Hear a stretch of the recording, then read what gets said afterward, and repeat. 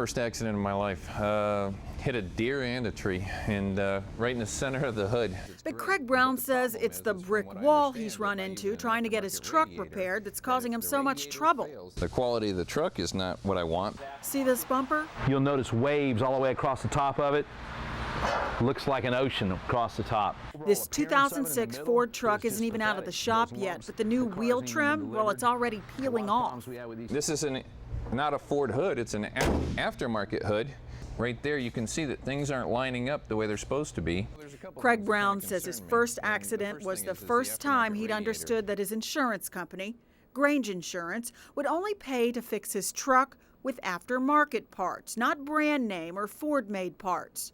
David Montanaro, We're seeing it more and more every day. Owns Performance Auto Collision in Alpharetta. Right there.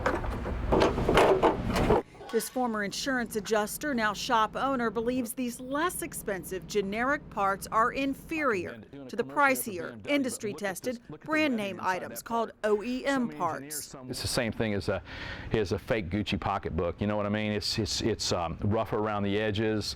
The color of it will come off. Hey, it's no different than this. This is the example he uses. This is a radiator support. It's often called the rib cage of the front end. Now, this one's made by BMW. It has a little bit of weight on it. It's kind of heavy.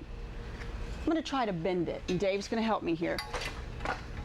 No matter how much weight I put on this, I can't bend that. Now we're going to try an aftermarket part. This one is obviously a lot lighter. I'm going to put it right here, and I'm also going to try to bend this one. Watch this. Without any effort at all, this is what I was able to do. And this is the part that's supposed to help keep you from getting hurt in an accident. The truck's worth a lot less money. It appears like it's been wrecked and repaired with cheap imitation parts. The generic parts are cheaper, and the insurance company claims these parts have forced down the price of brand name parts by as much as 30%. But there's still a great unknown about how safe they are. Aftermarket parts are not yet regulated. That is the case. Aftermarket parts are not regulated. There are certain aftermarket parts that are certified by CAPA, but from a federal government regulation standpoint, they are not regulated. David Coleman's executive director of the Georgia Insurance Information Service says cosmetic auto parts do get CAPA certified. The Certified Automotive Parts Association makes sure things like grills and tailgates are measured for proper fit. Still, structural parts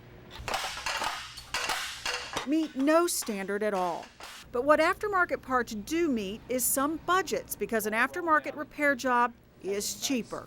You should be able to ask that company, what is it that happens if my car is wrecked? Do I get aftermarket parts, or do I get OEM parts, or do I have some say-so? Some insurance companies, because there's no industry standard for the parts, won't use aftermarket parts. Some use them exclusively. The I-Team called truck owner Craig Brown's insurer, Grange, to see how they use them in a repair. We're still waiting on a response. Craig Brown's truck sat at the garage for 2.5 months. While he appealed Grange Insurance's decision to fix his truck with aftermarket parts. But each time, it was a dead end. It's literally like fighting a giant, you know? I mean, they're going to do what they're going to do.